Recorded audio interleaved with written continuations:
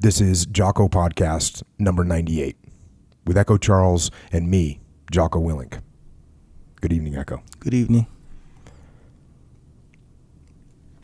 They asked us to take off our headscarves and loosen any buttons to reveal our chests. That courtyard became the marketplace where ISIS men came and chose girls they liked, though they first sent all the older women to another place and the women with babies and other children to another place. We do not know the whereabouts of these women, and that includes my mother and my sisters. I had my period that night, but no matter how much I told him I have my period, he did not believe me. He ordered me to strip naked in his room. Then he stuck his finger in my vagina and saw that I was indeed bleeding. Only then did he believe. But that did not mean he left me alone. Instead, he put the air conditioner on a really high volume, said that I am to sit still in my nudity the whole night, and he molested me throughout the night. By the time morning arrived, I was frozen both physically and psychologically. Nothing mattered after that point. I didn't know I had not seen the worst of it yet. He would put on horrible sexual movies and would do all kinds of things to me. They all had long hair and long beards. But the worst of all is their smell. I've never smelled such awful smell in my life. They do not bathe. They feel more like beasts than human. Only Yazidi women are taken as slaves. Shia women, they burn alive. We saw one Shia woman burned alive in front of us. Christian women, they leave on the condition that their family must pay a fee for ISIS for being Christian in ISIS territories. And Sunni women are left alone as long as they follow ISIS orders. If they don't, they are whipped and tortured. Some of them are the wives of our captors. Some of the wives were as helpless as we were, and some were very mean women who encouraged their men to rape us. As long as a girl has some breast, she is considered a woman, and that entitles them to rape her. Some girls are as young as 10 and 11 years old. I have no past and no future at the moment. I am stuck in my anger and pain at what ISIS did to my family, my community, and myself. I have a new behavior that I can't stop, including washing my mouth over and over again. There are nights I wake up more than one time to wash my mouth as I remember what they did to me and how they forced themselves on me. I am a dead person now.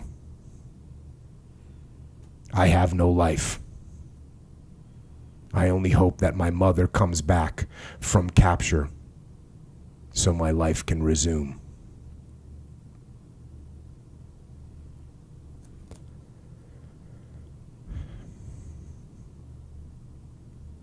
So those are excerpts from an article that was in the New York Times by Zainab Salbi. And the quotes are from Layla, which is a pseudonym, who was a Yazidi woman captured by ISIS and obviously kept as a slave. And she eventually escaped and gave that interview in a camp in Erbil, which is in northern Iraq, which at the time was an Iraqi government-controlled city. And I would say this, if you think that evil does not exist in the world, you are wrong. It does. And it's not just individuals scattered around. These are groups of supposed human beings that are systematically implementing heinous and evil acts on totally innocent people.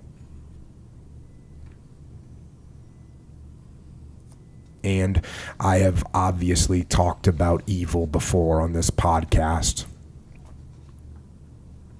20 years ago during the genocide in Rwanda. 50 years ago in Vietnam during the My Lai massacre. 75 years ago in Nazi Germany. 80 years ago in Nanking under the Imperial Japanese Army.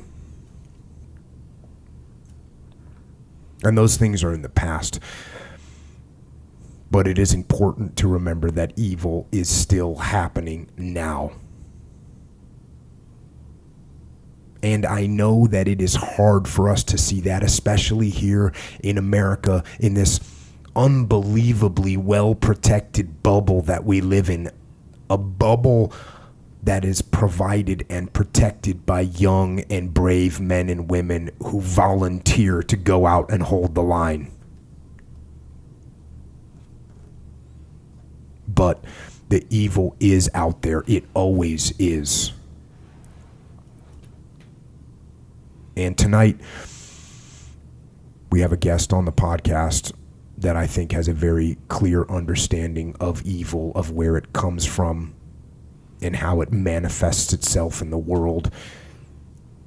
And he also has an incredible understanding of the good and what we as people can do to live our lives better for ourselves, for our families, for our communities, and for the world. His name is Dr. Jordan B. Peterson. And I'm not exactly sure when I heard Dr. Peterson for the first time, but as I dug into the content online, what really struck me was that what he was saying,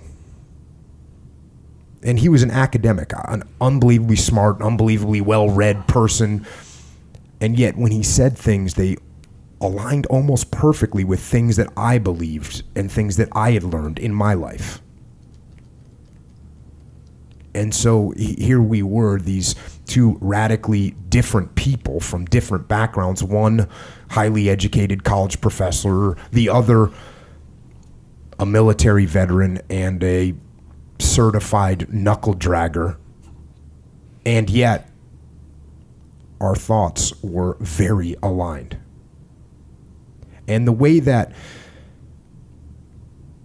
I would hear him tie history and thought around human psychological evolution and to the social structure and to societal structure, and the way he laid out the maps of meaning behind the way we think, it was very useful.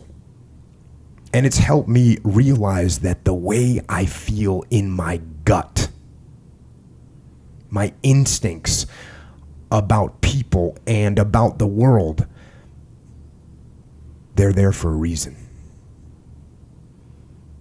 It isn't random. There is some reason behind the way that I think and the way that we think. So, Jordan, thank you for coming on the show. Very glad to be here. That's quite the beginning. Yeah, I think, like I said, it's very easy for people to lose track of the fact that while you're sitting in an air-conditioned space somewhere thinking about your next Netflix movie that you're going to watch, there are people that are in the most horrible and heinous situations that are being put on them by other human beings. And it doesn't really stop. Yeah, well, it's a hard thing for people to contemplate. I mean, there's two elements to life that are hard to contemplate. I mean, one is that the suffering that's attendant on life, fundamentally, and then the other is the malevolence of people. And we're not, in the modern world, we don't really think about those as fundamental realities in some sense. because we tend to think about material situations as fundamental realities, but the metaphysical realities, the ethical realities are more real. And it's necessary to know that in order to orient yourself properly in life. Like, I never really took the idea of good seriously, transcendent good, let's say, or ultimate good, until I convinced myself of the existence of, well, if it wasn't ultimate evil, it was sufficiently ultimate for me, because I immersed myself in the study of the Nazi Holocaust and of what happened in Nanking and what happened with Unit 731, which is the most horrifying material I've ever read, which is really saying something, because there's plenty of horrifying material to read. And what happened in the Soviet Union and what happened in Maoist China, which, so few people know about now.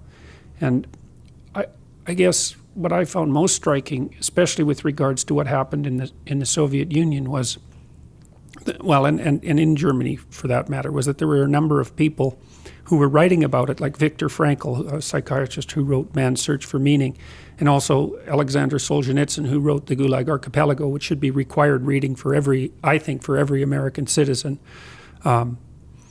That there was some integral relationship between the moral failings of individuals and the catastrophic moral failings of the state, and that was directly causally related. So Solzhenitsyn made a great case with regards to the analysis of the Marxist catastrophes in the Soviet Union, that they were tied integrally not only to that dogma, but also to the willingness of the typical citizen to swallow endless lies and act them out. And he included himself in that set of deceitful people, let's say. And it really struck me that, because those writings are so profound, Viktor Frankl's another good example. You can't really read that without it really punching you. It really struck me that